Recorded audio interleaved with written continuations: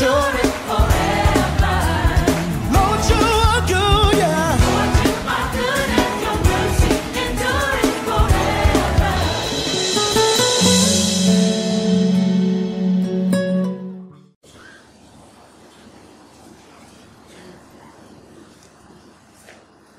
1 Corinthiens 13, du premier verset jusqu'au verset, plutôt du 4e verset jusqu'au verset 7e. 1 Corinthiens 13, 4 jusqu'à 7. Vous y êtes, hein? Tout lecteur de la Bible connaît 1 Corinthiens 13, n'est-ce pas? 4 à 7. 1, 2, 3. Allons-y. La charité est patiente, elle est pleine de bonté.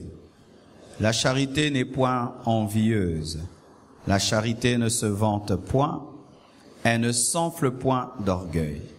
Elle ne fait rien de malhonnête, elle ne cherche point son intérêt, elle ne s'irrite point, elle ne soupçonne point le mal, elle ne se réjouit point de l'injustice, mais elle se réjouit de la vérité. Elle excuse tout, elle croit tout, elle espère tout, elle supporte tout. Nous acclamons la parole du Seigneur. Depuis le lundi 1er août, nous avons commencé les 30 matins de prière sur le thème l'amour, une puissance négligée. Nous n'avons pas pu tout écrire là, sinon ça allait saturer. Mais nous sommes là pendant tout un mois afin de parler de l'amour qui est la nature principale de Dieu. Ainsi, nous avons voulu illustrer cela par ces deux images. Nous ne les connaissons pas. Amen. On ne les connaît pas. On a trouvé ça sur Internet, on a mis, qui exprime une famille heureuse, qui exprime de l'amour, afin d'imager cet enseignement qui sera donné pendant 30 jours.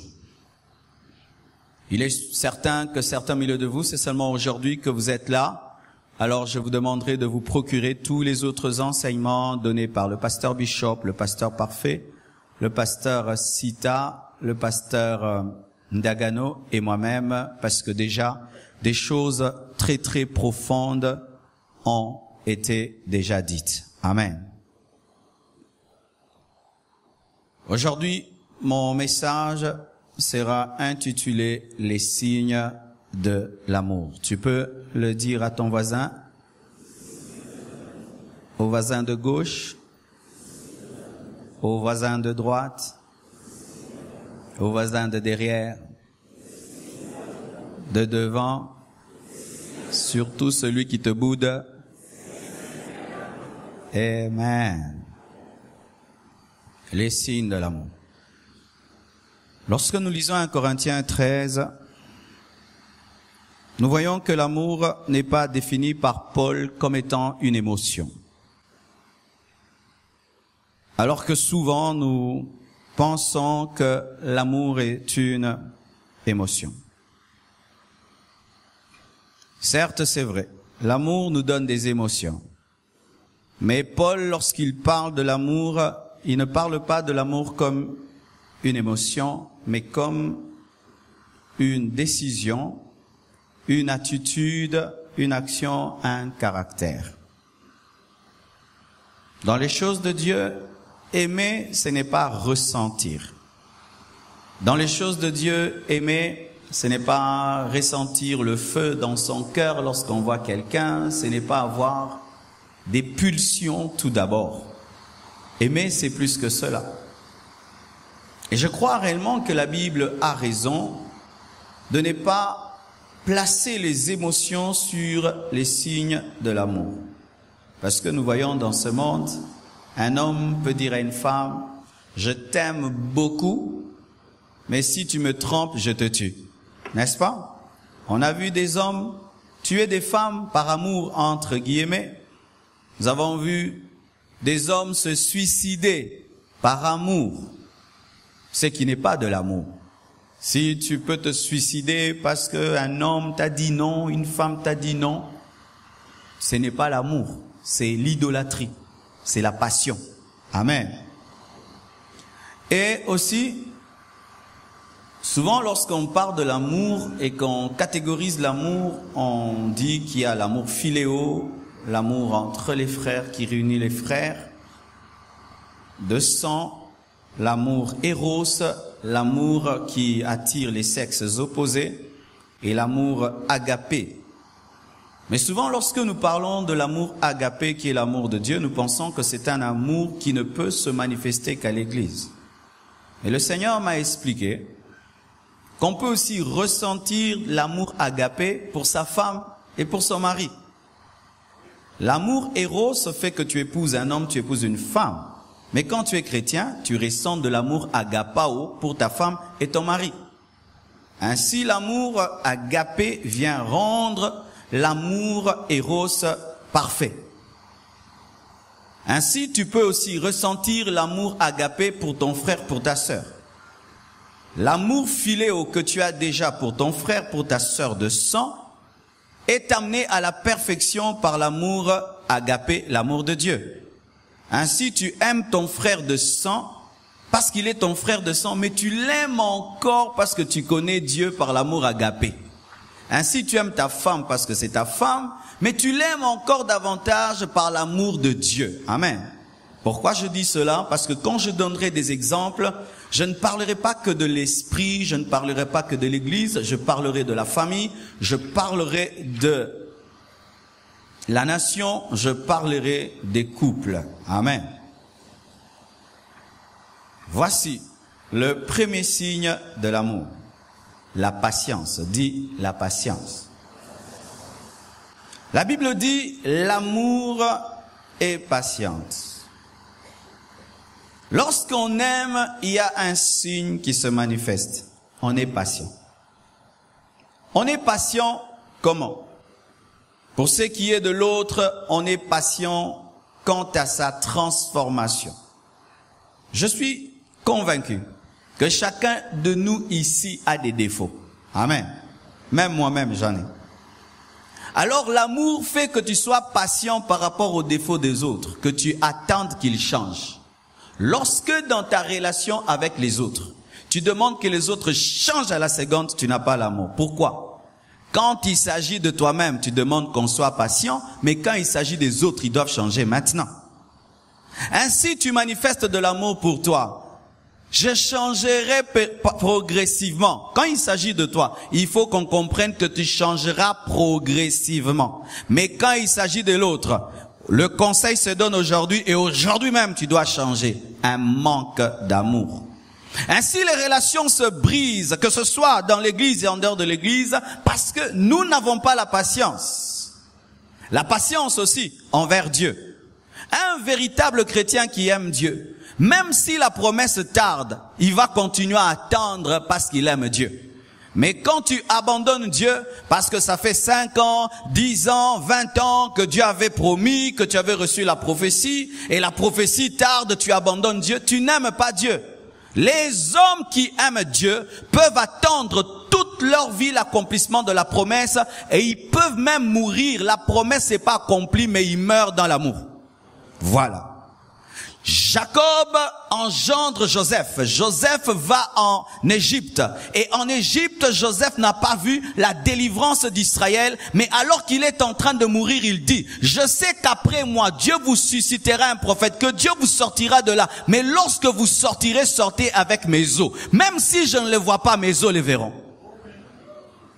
Quand on aime Dieu, même si l'accomplissement de la promesse tarde, et même si la promesse ne s'accomplit pas, on demeure dans la foi. C'est ça, aimer Dieu. Les chrétiens qui abandonnent Dieu parce que la bénédiction tarde, qui se refroidissent parce que le miracle n'arrive pas, vous n'aimez pas Dieu. Aimer, c'est attendre, et tu peux attendre toute ta vie.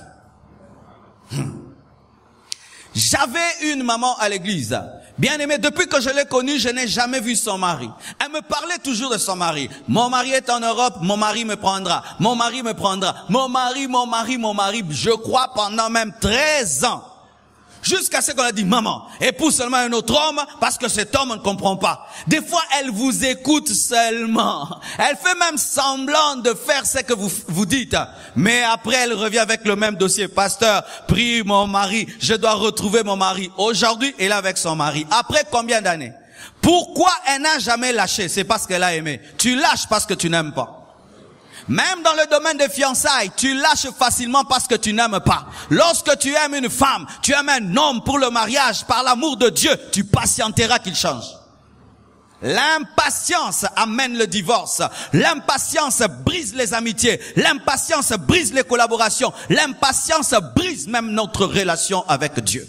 Ce n'est pas parce que Dieu te parle aujourd'hui qu'il accomplira aujourd'hui. Des fois, il te parle aujourd'hui, il va accomplir dans 20 ans. Il est souverain, il fait quand il veut. Dieu est souverain, il fait quand il veut. Amen. Hein? Et il n'a même peur de toi. Il n'a même pas peur de toi pour dire na salamba ou sinon au betanga. Alléluia. Soyez patients. Soyez patients envers vos amis. Soyez patients envers vos femmes, vos enfants.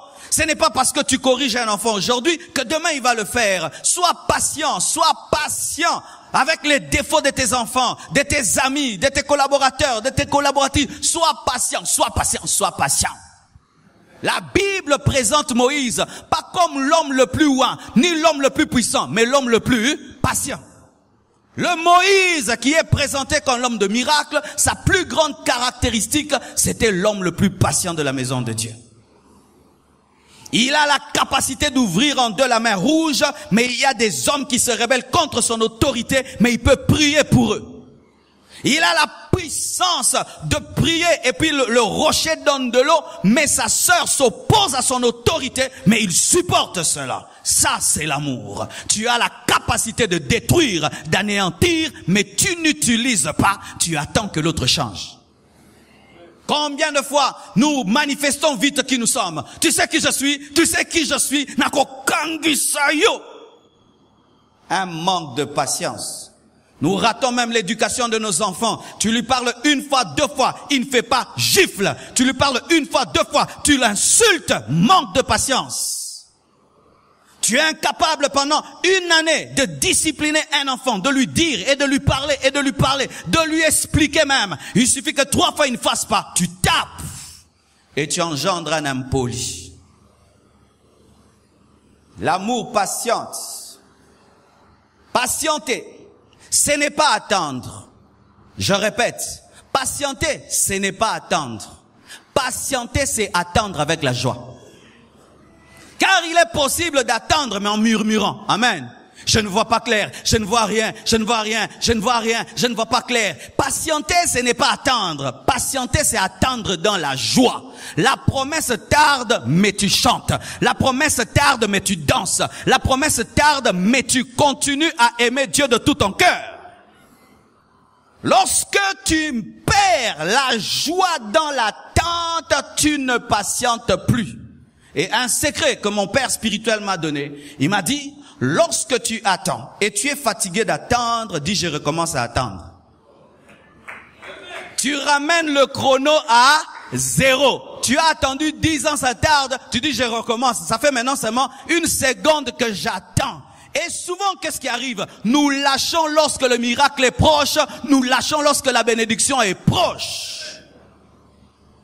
Aimer, c'est attendre. Attendre avec joie. Aimer. Et Dieu est le plus grand exemple de patience. Voyez comment Dieu est patient avec nous. Dieu peut détruire ce monde en un jour et il a raison. Il y a tellement de péchés dans ce monde. Il y a des temples de Satan. Il y a des gens qui s'appellent adorateurs du diable sur cette terre, mais Dieu ne les tue pas. Le sorcier s'envole, il bouffe les gens, et puis il se réveille, Dieu ne le tue pas. Dieu envoie la pluie sur le bon et sur le méchant. Jésus tarde de venir, non pas parce qu'il n'a pas la puissance de revenir, mais parce qu'il patiente. Il sait que s'il revient maintenant, beaucoup de gens vont rater la patience. Mais la patience de Dieu a souvent été prise comme une faiblesse. Amen. Mais malgré que les hommes trouvent que sa patience est une faiblesse, Dieu continue à patienter. Il patiente jusqu'à ce que le dernier des païens sincères soit entré dans l'église pour venir, comme Noé avait attendu que le dernier couple d'animal puisse entrer dans l'arche pour fermer l'arche. La patience de Noé par rapport au dernier couple d'animal n'est pas une faiblesse, mais c'est de la sagesse. Soyez patients. Envers Dieu, envers les autres, mais aussi envers vous-même. Un homme qui s'aime aussi est patient envers lui-même. Il y a des gens qui sont très durs. Il dit, je vais changer, je vais changer. Et si le changement n'arrive pas directement, il commence à se dire, moi vraiment, Dieu ne me connaît pas. Les gens comme nous, ce sont des mauvais. Arrête cela, bien-aimé. Ces hommes que tu admires, qui sont remplis de qualités, avaient beaucoup de défauts, mais ils ont lutté avec Dieu, lutté avec le Saint-Esprit. Aujourd'hui, ce sont des hommes de prière, des hommes de parole, des hommes de sainteté. Mais s'ils te racontent leur vie passée, ils te diront, j'étais tombé, j'étais faible, mais aujourd'hui, je suis un guerrier. Alléluia. C'est pourquoi dans vos témoignages aux autres, ne parlez pas que de vos forces. Parlez-leur aussi de vos faiblesses. Ils seront encouragés dans leurs faiblesses, non pas pour rester dans la faiblesse, mais pour croire qu'eux aussi peuvent changer. C'est pourquoi dans l'histoire de Pierre, on ne nous montre pas que Pierre prêchant dans Acte 2, on nous montre aussi Pierre qui réunit Jésus. On ne nous montre pas que Paul en train d'enseigner, mais aussi en train de persécuter. La deuxième chose, la bonté. La bonté, c'est un signe de l'amour. La Bible dit, l'amour est rempli de bonté. Qu'est-ce que la bonté? La bonté, c'est pas la gentillesse. Amen. La bonté, c'est une disposition de cœur à rechercher et faire le bien même envers ceux qui ne le méritent pas. Alléluia. C'est ça la bonté. La bonté, c'est une disposition du cœur à faire le bien. Un homme bon, s'il arrive au milieu de vous, il cherche à vous rendre service. Amen. Est-ce qu'il y a quelque chose, en quoi puis-je vous être utile? Amen. Je crois même à la porte de l'église, il faudrait qu'il y ait des frères et sœurs qui portent maintenant des badges sur lesquels est écrit, est-ce que je peux t'aider? J'avais vu ça dans une église aux États-Unis. Tu entres dans l'église, on écrit là, est-ce que je peux t'aider? Est-ce que je peux t'aider? Ça fait du bien. Amen, hein? Ça fait du bien. C'est dire que, envoie-moi. Envoie-moi. Je peux porter ton bébé. Je peux même garer ta voiture. Mais je suis là pour toi. Est-ce que tu es perdu à l'église? Je vais t'aider. C'est ça la bonté. Lorsque tu as la bonté, tu n'esquives pas les services à rendre, mais tu les cherches. Oh là là là là. Lorsque tu as la bonté, tu n'esquives pas les services à rendre. Des fois, l'église, les gens esquivent les services. Lorsqu'on appelle les gens, venez, vous allez balayer. Il fait semblant, comme s'il n'a pas entendu. Et puis il part, oh gloire à Dieu, Dieu m'a sauvé. Non, ta méchanceté t'a sauvé. Des gens qui s'esquivent toujours pour ne pas rendre service. Venez, on va aller dans un deuil. Il a toujours des raisons. Venez, on va faire ceci. Il a toujours des raisons. Il a tout le temps des raisons pour ne jamais rendre service. Mais on dit qu'on a l'amour. La bonté. La bonté, c'est une disposition du cœur à faire du bien. À qui? Pas aux bonnes personnes, même aux mauvaises. Si tu fais du bien qu'aux bonnes personnes, tu n'es pas chrétien. Si tu fais du bien aux gens qui te font du bien, tu n'es pas chrétien. Si tu salues seulement ceux qui te saluent, tu n'es pas chrétien. Si tu pries que pour ceux qui te bénissent, tu n'es pas chrétien.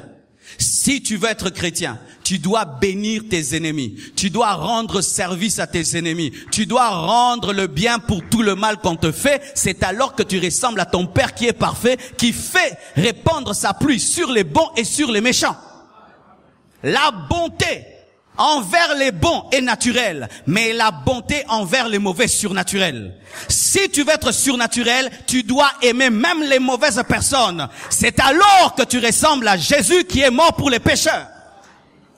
Mais si en étant chrétien, je t'aime parce que tu m'aimes, c'est normal. Aimer quelqu'un qui t'aime, c'est normal. Même les païens aiment les gens qui les aiment. Mais le jour que tu aimeras quelqu'un qui te critique, qui te calomnie, qui te détruit, alors là, tu as l'amour de Dieu. Et je vous dis, mes frères, tant que nous sommes sur la terre, le plus grand test, c'est le test de l'amour. Le test de l'amour, souhaitez les bonnes choses aux gens qui souhaitent le mal. Et la bonté, lorsqu'on a la bonté, on a le tact. Le tact. Qu'est-ce que le tact? C'est une manière de faire remplie de douceur qui ne détruit pas les autres. Je donne un exemple. Je sais que ce frère est un frère qui a trompé sa femme hier. Je ne peux pas venir ici et dire, frère, tu as trompé ta femme devant tout le monde. Je manque de bonté. Même si ce que je dis est vrai, vous pensez qu'il va se convertir pour cela?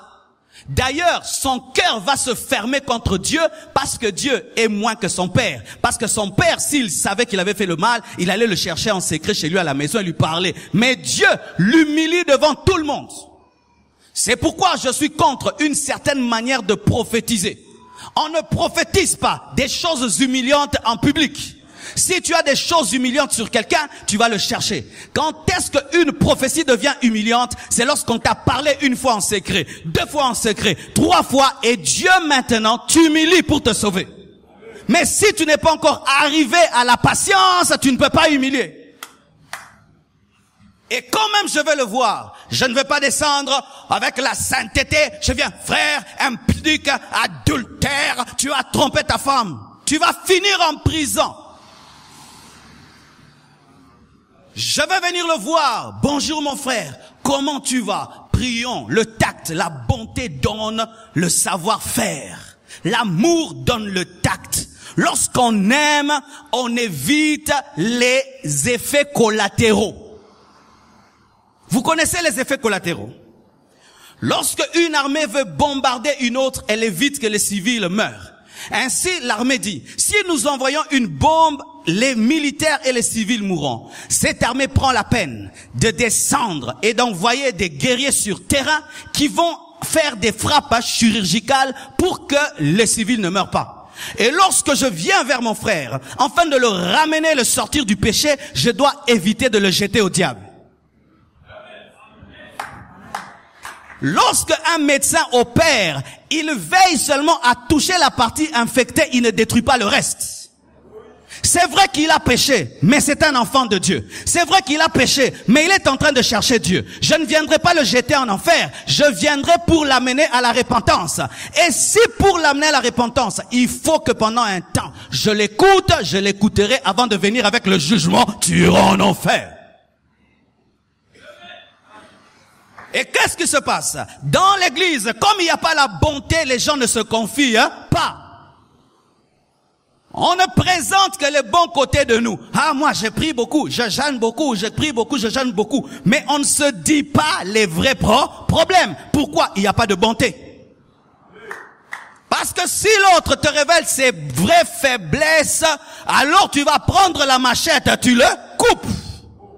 Alors qu'il faut aimer une personne sincère qui refuse de se présenter sous l'hypocrisie. Alléluia. La bonté. La bonté te donne l'éducation. Je vous assure, même une personne qui n'a pas d'éducation, lorsqu'elle aime, elle respecte. Je vous assure. Prenez un voyou sans éducation. S'il tombe amoureux d'une femme, il va même ouvrir la porte. Vrai ou faux? Il va saluer. Vrai ou faux? Qui lui a appris ça? L'amour. Souvent, notre manque de tact et de respect n'est qu'un signe d'un manque d'amour. Parce que quand on aime, on respecte. Quand on aime, on a du tact. On a une manière de faire. Voyez. Si on t'appelle par des gens pour qui tu n'as pas d'amour, tu réponds normalement. Nana pèse numéro nanga. Nana pèse numéro nanga. Mais si seulement quelqu'un que tu aimes t'appelle, du coup, volume est quitté. Allô? Oui. Nana pèse quitte sa volume. Bolingo. Alléluia. Nana pèse que, yeah. Quitte ça volume. L'amour t'amène à baisser le volume. Pourquoi? Parce que tu aimes. C'est pourquoi certaines impolitesses sont des signes de quoi? D'un manque d'amour. Lorsque tu deviens impoli, irrespectueux en soi, ce n'est pas un problème d'éducation, c'est un problème d'amour, car même le Koulouna, quand il aime, il est poli.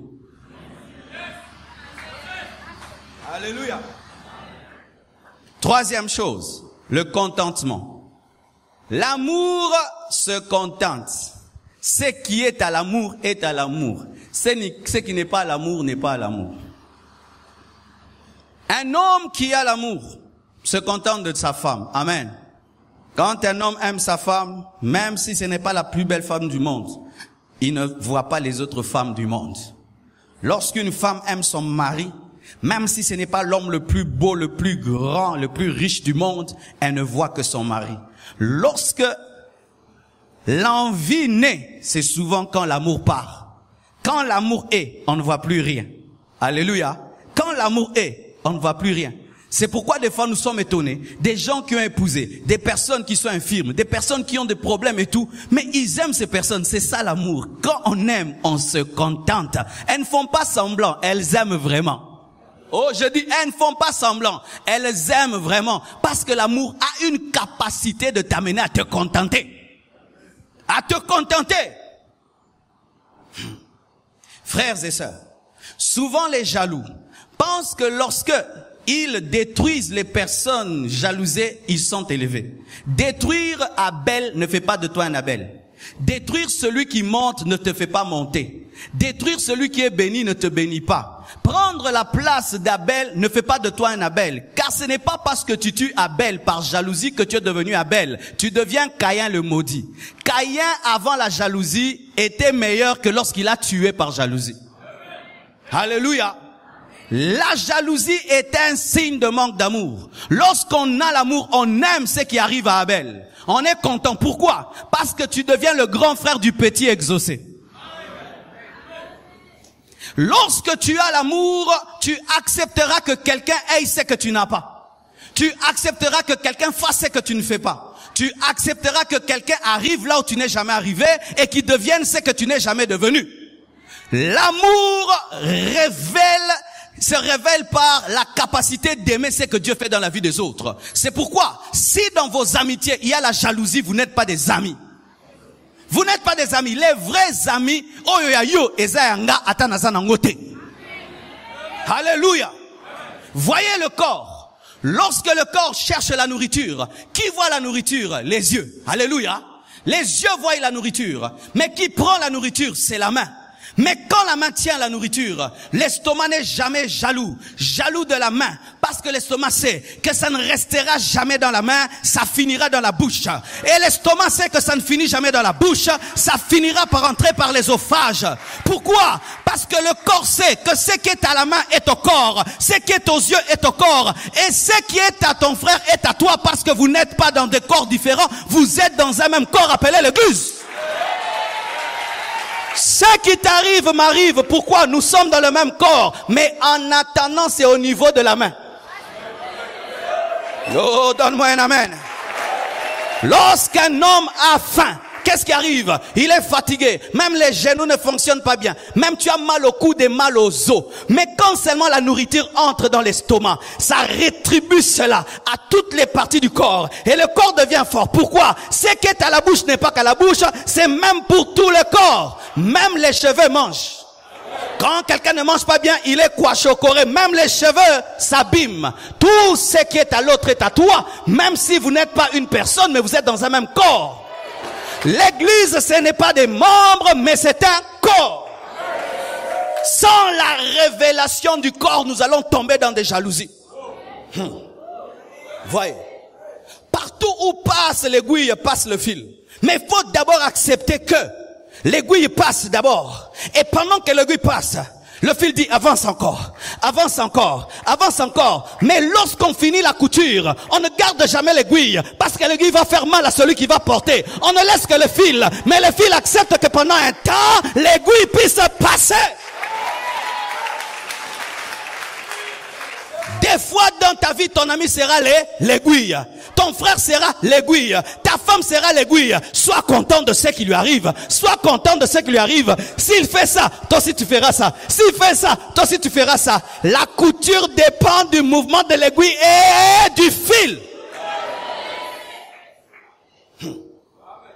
Mais le problème souvent, nous nous opposons aux aiguilles.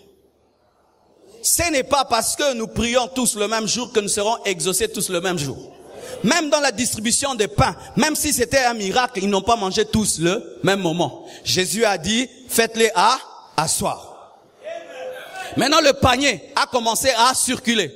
C'est-à-dire que c'était la rangée 2, les gens de la rangée 12 sont en train d'attendre et ils voient déjà les gens de la rangée 1 en train de manger. Mais sache qu'il en restera. Tout le monde en recevra. Et aussi, si même avant que le panier n'arrive à toi, il y a une pluie qui arrête la distribution du pain, ce qui est essentiel, c'est que tu as entendu la parole qui est plus que le pain que tu vas manger. Voici. Même si je ne suis pas béni comme mon frère est béni, si je meurs sans être béni, mais si j'ai le Jésus qui l'a béni, cela me suffit, car dans le domaine de Jésus, nous avons tous le dénominateur commun. Le problème souvent, c'est que nous oublions le principal à cause du reste que Dieu a promis, voiture, maison et tout le reste, ce n'est rien, parce que nous avons déjà la base qui est Jésus.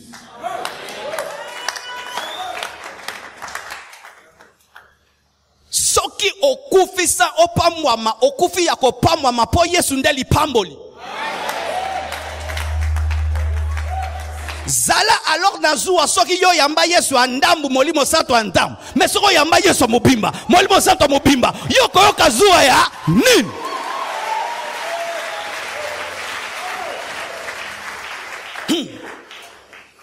Et vous devez vous préparer dans la vie à ce que Dieu ne vous donne pas tout et qu'il puisse donner à certains ce que vous n'aurez jamais. Je vais répéter ça. Oui, Dieu n'est pas un socialiste. Tu sais, dans le socialisme, tout le monde porte la couleur rouge, tout le monde, même voiture, tout le monde, même maison. Dieu n'est pas un socialiste. Il y a des choses que l'autre aura, tu n'auras jamais. Tu dois préparer ton cœur et zalaka. Bongo! On peut ce exemple. La Bible nous dit que les 12 apôtres sont les fondements de la nouvelle Jérusalem céleste. J'en ai pris pour devenir le 13e fondement. La Bible nous parle des 24 vieillards, pris pour être le 25e vieillard. On va voir si tu vas le devenir. Il y a des choses, même si tu jeûnes, même si tu pries, même si tu invoques, même si tu pleures, tu ne les auras jamais. Ezanabakolo yango.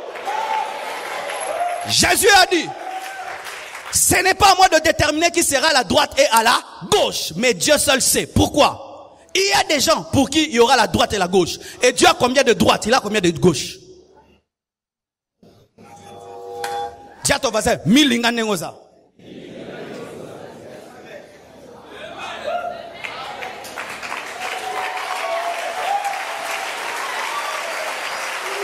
Je peux amener un réveil à la fin de temps, un réveil mondial. Mais jamais je ne serai parmi les 12 colonnes, les 12 fondements de la nouvelle Jérusalem céleste. Ça c'est pour Pierre, ça c'est pour Matthieu, ça c'est pour les apôtres. Dieu leur a réservé cela. Ainsi, dans ta vie, il y a des gens qui te dépasseront toujours dans un domaine et toi, tu les dépasseras dans un autre domaine. Moi, je dépasse Paul dans un domaine. Moi, je prêche avec le micro. Moi, je dépasse Paul dans un domaine. Moi, je prêche en veste. Alléluia. Il y a des choses, je raconterai aussi à Pierre. Est-ce que tu sais prêcher avec un iPad? Est-ce que tu sais prêcher sur Internet, sur Facebook et sur WhatsApp, sur YouTube?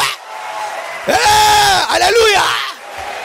Quand il me parlera, tu sais en Galilée, moi si je vais lui dire, tu sais aussi au Bandundu Amaluku Amatadi. Alléluia. Alléluia. Bien-aimés frères et sœurs, l'amour ne jalouse pas. C'est terrible, bien-aimés. Et tu vas voir que même dans la nature de l'homme, Dieu nous a donné cette capacité de nous accepter. Mets un miroir ici. Tout le monde qui passe aime s'arrêter et regarder. Même celui qui n'est pas très beau, hein. Mais ça vient. Gloire à Dieu. Merci Seigneur. Tout le monde, Yamoulaï, Yamounene, tout le monde aime regarder. Pourquoi? Il veut regarder cette merveilleuse créature que Dieu a faite. Et c'est pourquoi David a dit, je te loue parce que je suis une merveilleuse créature. Mais ce n'était pas Monsieur Univers, ce n'était pas Monsieur Israël, mais il s'aimait tel qu'il était.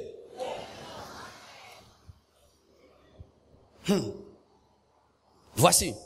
Lorsque tu commences à aimer ce que Dieu fait dans la vie des autres, alors ce qui est à toi viendra. C'est seulement lorsque tu appelles Élie, char d'Israël et sa cavalerie que le manteau tombe. Tant tant que tu ne l'appelles pas char d'Israël et sa cavalerie, et tu n'acceptes pas qu'il monte, la gloire de Dieu ne tombe pas sur toi. C'est ainsi, tu dois toujours accepter ce qui te précède là où tu vas, afin que tu ailles là où tu dois aller.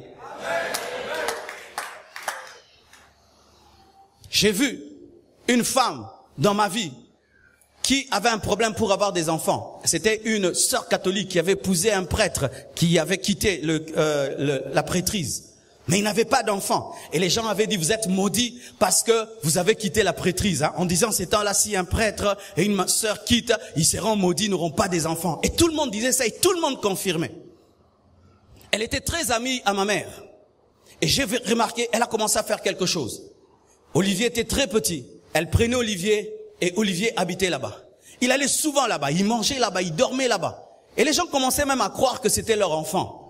Elle avait décidé, si Dieu ne me donne pas un enfant, je vais commencer à aimer les enfants des autres. Elle a commencé à aimer les enfants des autres et un jour elle est tombée enceinte, elle a eu un enfant. Bien-aimé frère, si tu vois Abel prier et il est exaucé, ne le tue pas, demande-lui la méthode. Si tu vois Abed ouvrir le ciel, ne le tue pas. Dis-lui comment tu as ouvert le ciel. Parce que Dieu ne fait exception de personne. Il a seulement besoin de t'enseigner les principes. Le problème, c'est que nous combattons les gens qui réussissent, alors que les gens qui réussissent ont compris ce qu'on n'a pas compris pour nous aider. Et tu peux même réussir plus qu'eux. Celui qui aujourd'hui a fait l'Arbus, il a pris ça de qui? De celui qui a fait un avion peut-être qui est tombé, mais il a copié et il a ajouté. Mais nous tuons les gens qui commencent pour nous. Voici. Si tu tues Joseph, qui te nourrira en Égypte?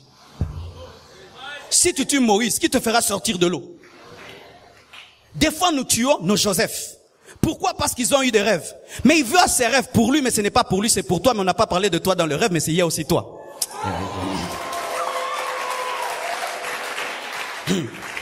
Lorsque Joseph a des rêves, il dit, j'ai vu, ma gerbe était plus grande que la vôtre. C'était son interprétation, mais derrière sa gerbe, il y avait aussi la gerbe des autres qui allaient se cacher. Joseph voit que lui devient grand. C'est ma destinée. Mais il est devenu grand pour qui? Il est devenu grand seulement pour nourrir les autres. Donc il est devenu grand pour qui? Il est devenu grand pour les autres. Donc quand il était esclave pour qui? Pour les autres. Il était prisonnier pour les autres. Qui avait la grâce? Toi, tu es devenu prisonnier pour nous. Pendant que lui est prisonnier, les autres sont ses papas. Pendant que lui est esclave, les autres sont ses papas. Et quand maintenant il meurt, ce sont les fils des autres qui deviennent grands. Parce que Joseph meurt, il laisse Ephraïm et Manassé. Mais qui est devenu roi? Ce sont les fils de Juda. De Juda qui n'est jamais devenu premier ministre. Qui engendre les sacrificateurs? Qui engendre Moïse? C'est Lévi. Alors, ne tue jamais Joseph. Parce qu'en Joseph, il y a Lévi, il y a Moïse et il y a Jésus.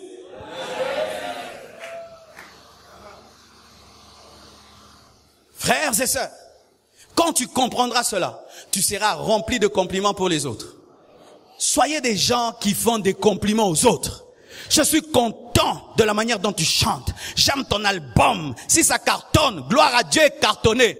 Après, moi aussi ça va cartonner. Pourquoi? Je vais te demander, tu avais fait la publicité comment? Tu es entré dans quel studio? Tu as chanté comment? Donne-moi le cœur qui a chanté dans ton album. Mais qu'est-ce que nous faisons? Tout ce qui monte doit descendre. Même dans l'église. Dis contentement. Qu'est-ce qui a détruit ce monde? Un Lucifer. Dieu lui donne déjà beaucoup. Imagine que Dieu te crée comme étant l'archange de lumière. Service, adoration et louange. Le plus grand ministère. Mais lui, il ne se contente pas de ça. Il veut toujours plus. C'est ça la maladie des hommes. Il veut toujours plus. Il veut toujours plus. Il veut toujours plus. Il y a des gens qui, toute votre vie, vous ne serez jamais des leaders, vous serez des adjoints. Vous savez ça? Ce n'est pas tout le monde qui est appelé à être le premier. Il y a des gens qui doivent être des adjoints. Et toute la vie de Lucifer, il devait être à côté. Il ne devait pas être devant. Mais lui dit non, je vais l'enlever et je vais prendre sa place. Et il est devenu quoi? Satan. Ève, Dieu l'appelle à manger tout sauf. Voici. Le manque de contentement te fait oublier que tous les autres arbres sont sucrés. Il ne te montre que l'arbre interdit qui est sucré. Les gens qui ont un problème de contentement pensent que ce qui est interdit est plus que ce qui est permis. Alors qu'ils pouvaient tout avoir, elle se décide d'avoir une seule chose qui l'empêche d'avoir tout. Voici. La jalousie t'amènera à te concentrer sur ce que l'autre a que tu n'as pas et à oublier ce que tu as déjà, que tu es intelligent, que tu es beau, que tu es fort, que tu as, et tu ne regarderas seulement ce que l'autre a. Il y a des gens, il peut être bien habillé, il a tout, mais le téléphone seulement de l'autre le dépasse. Il y a Zongika, oh là la susté. S7, Nanazana S2. S2, oh là là, S7, mon sapé qui toro, oh là tu peux bien, S7, tu regardes seulement l'arbre de la connaissance du bien et du mal, mais tu oublies tous les autres arbres que tu peux manger. Arrêtez de vous concentrer sur ce que vous n'avez pas, regardez ce que vous avez, arrêtez de vous concentrer sur l'arbre de la connaissance du bien et du mal, regardez vous avez tout le jardin. Et je vous dis, c'est terrible. Tu peux même avoir une belle voiture. Monsieur l'équipe, petit. Oh, car. Et bon, vous avez un copo.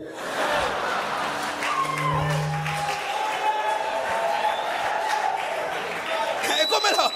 Donc, yo, kumba. Ah, pour ça, longa, oh, yo, et tout, ana, yo, kotana kat. Mais n'attends autant la mouka que mon akango bien. Mais ce qu'on moni moussouzou. Oh, car. J'aime ce qui est à moi. Et il y a des choses qui sont à toi aujourd'hui, qui préparent les choses que tu auras. Mais même si tu ne les as pas, ce qui est essentiel, c'est la présence de Jésus en toi. Je dis, c'est la présence de Jésus en toi. Réjouissez-vous toujours dans le Seigneur. Car, bien-aimés frères et sœurs, si notre joie provient des choses que nous avons, le jour que nous ne les avons pas, nous perdrons la joie. J'aimerais terminer. La Bible dit, l'amour ne se vante pas. Voici un signe de l'amour, la simplicité. Amen. Plus un homme est rempli d'amour, plus il devient simple. Il devient humble. Qu'est-ce que la vantardise? L'amour ne se vante pas. La vantardise, c'est l'autopromotion au détriment des autres. Un vantard monte en détruisant les autres. Pour qu'il monte à un endroit, il doit d'abord te détruire toi, comme ça lui il a une place. Je suis plus intelligent que les autres, c'est-à-dire que toi tu es intelligent, eux ils sont bêtes. Et ici, je ne vois pas quelqu'un qui est à mon niveau. Donc toi tu es un humain, les autres sont des animaux. L'amour ne crie pas ce qu'il donne. Je l'ai donné, je l'ai donné, je l'ai donné, je l'ai donné. Là où il y a l'amour, on ne se vante pas. Jésus-Christ faisait des fois des miracles, il disait ne le dis à personne. Ne le dis à personne, cache ça, ne le dis à personne, parce qu'il ne l'a pas fait pour démontrer sa puissance, mais pour démontrer son amour. La vantardise. La vantardise fait de nous des personnes abjectes, infréquentable, parce que je ne sais pas si tu as déjà fréquenté un vantard, tu as du mal à le supporter pendant 30 minutes, n'est-ce pas? Vous savez, Et la vantardise devient des fois une maladie tellement incrustée en nous qu'elle a du mal à nous quitter si Dieu ne nous fait grâce. Dernièrement, un homme vraiment avait exagéré dans la vantardise. Et j'ai dit, je ne veux pas le critiquer. Parce que c'est ça aussi le problème, on critique seulement. Je veux lui en parler. Et je l'appelle dans mon bureau. Je le dis vraiment, cher serviteur de Dieu, vraiment ça. Nous tous, il nous arrive de parler de nous. Mais là, tu as exagéré. Donc, du début à la fin, c'était toi et toi et toi et toi à un niveau. Homme de Dieu, vraiment. Si tu veux que ton ministère monte, ça vraiment, il faut enlever et tout. Mais il faut écouter la réponse. Une réponse aussi remplie de vantardises. Vous savez, moi je, pendant qu'on le guérit, il dit je.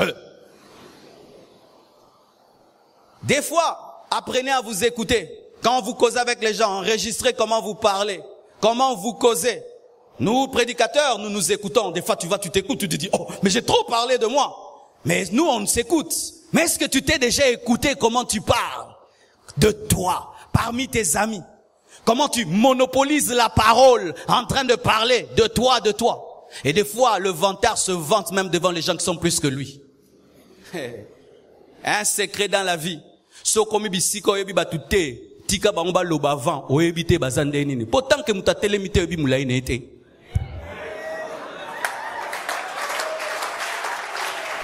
Vous voyez comment nous sommes tous assis ici? Est-ce que nous connaissons celui qui est le plus grand de tête de cette salle? On ne sait pas. Vous voyez puis Patrick comme il est là-bas. Il paraît avoir votre taille. S'il se tient debout. Moulaï! Mais tant qu'il n'est pas debout, tu penses qu'il a ta taille. Et il y a des gens comme ça. Tu peux être en train de parler. Tu vois, nous, les gens riches, nous, les gens riches, tu vois la richesse. Dans un $2000. Yeah! Bon à unité.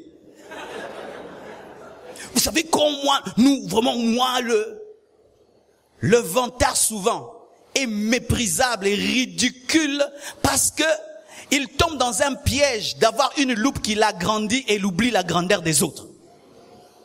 Les gens qui se promènent avec des loupes voient toujours tout en grand et pensent qu'ils sont grands parce qu'ils se voient par une loupe. Et le vantard, des fois, ils utilisent des langages, tu sens vraiment qu'ils sont malades. Ils parlent de lui, mais au pluriel. Vous savez, des gens comme nous, des gens comme nous. Maintenant, tu regardes à côté de lui, tu penses qu'il est accompagné, il est tout seul. Il est tellement ébélé dans une personne qu'il ne peut plus utiliser le singulier, il doit utiliser le pluriel. Vous voyez les gens comme nous. Ou qui nous? Les gens comme nous. Et tu vois même dans sa manière de marcher, ils sont nombreux.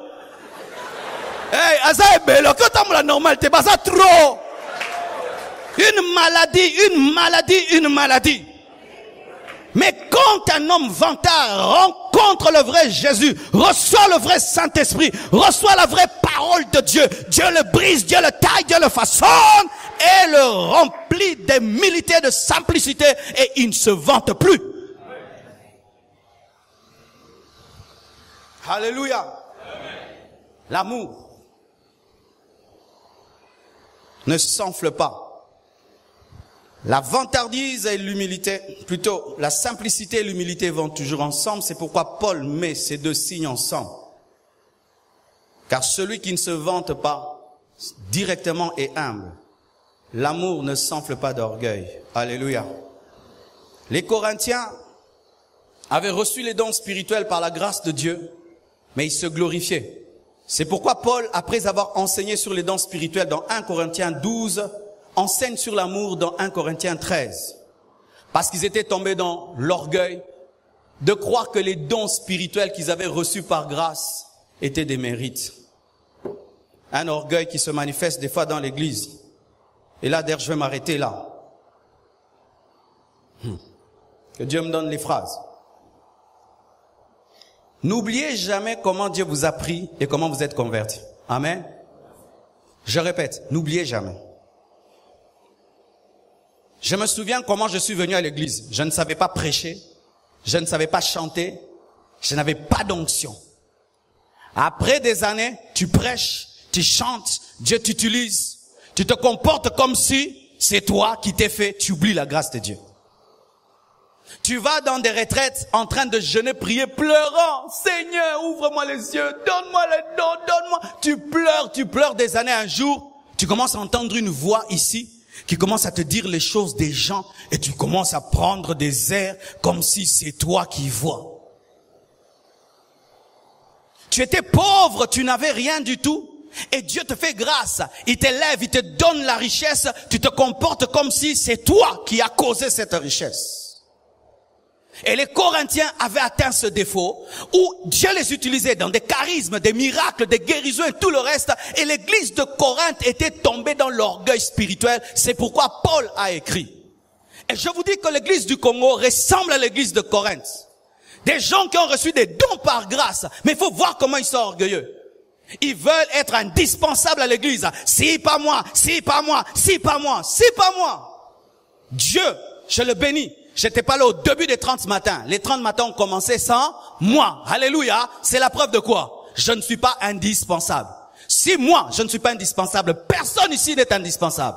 Personne. Ne pensez jamais que vous êtes indispensable. Moi, je n'étais pas là. Le culte a commencé, les 30 matins ont commencé sans moi. L'église n'est pas morte. Et pour personne ici, l'église peut mourir. Lorsque Dieu commence à vous élever, vous chantez ici, ne pense pas que vous y invite l'église et vous. Et vous continuez très bien sans yo.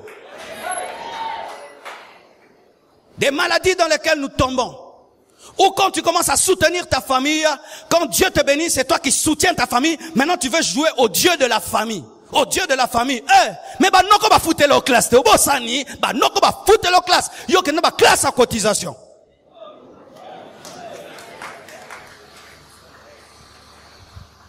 Oui. N'oubliez jamais votre passé. N'oubliez jamais votre origine. N'oubliez jamais où Dieu vous a pris. Ça fera quoi? Vous resterez humble. L'amour ne s'enfle pas d'orgueil. Pourquoi? L'orgueil, comme l'amour. L'amour, c'est la première nature de Dieu. Et l'orgueil, c'est la première nature du diable. Si tu rencontres Satan, il y a une chose que tu ne rateras pas en lui. Il est orgueilleux. Orgueilleux.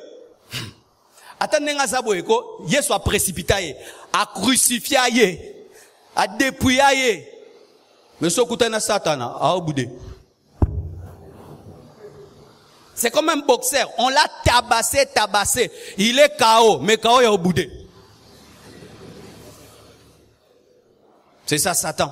Malgré qu'il est vaincu, malgré qu'il a été terrassé, l'orgueil demeure sa nature. Et comment nous pouvons être des chrétiens, disent être remplis d'amour, mais il y a l'orgueil. Et l'orgueil, notre orgueil se manifeste lorsqu'on touche à nos personnalités. Amen, hein? Personnalité nangai. Quand on termine dans l'église, hein? Asimbi personnalité nanga. Asimbi bisika ba simba kate. Donc simba yesu meko simba yete. Finga yesu me ye komeka ko finga yete. Yesu finga, molimo santo finga. Mais a touché réputation nangai. Oza bomoyi ebembe ezanga réputation. Ebembe ezanga réputation te. Comme on kaka ebembe. Oza mokonzi ebembe. Oza mutunene ebembe. Mais biso tokoma bibembe toza na personnalité, ebembe za personnalité. Boni ufansi ngona kwenkuno nga mutaboyi. Na kwenkuno. Ebembe eyo na bisika ba okundango. Ebembe koufi, mais au signaler avec un couvre. Okundangona. Mais nécropole. Wana okufa. Nécropole. Oh mais mon kotinin. Nécropole. Ebembe yene église bo fanse ngokuna. Ebeti kara. Yango epona okara ba kote mo ebembe.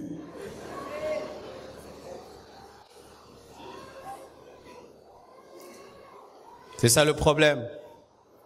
Et sachez ceci, si quelqu'un est né de nouveau, il a l'amour. Mais souvent, nous refusons de manifester l'amour que nous avons. Un chrétien ne doit pas demander l'amour. Un chrétien a l'amour. Mais il faut demander à Dieu qui t'aide à manifester l'amour que tu as déjà.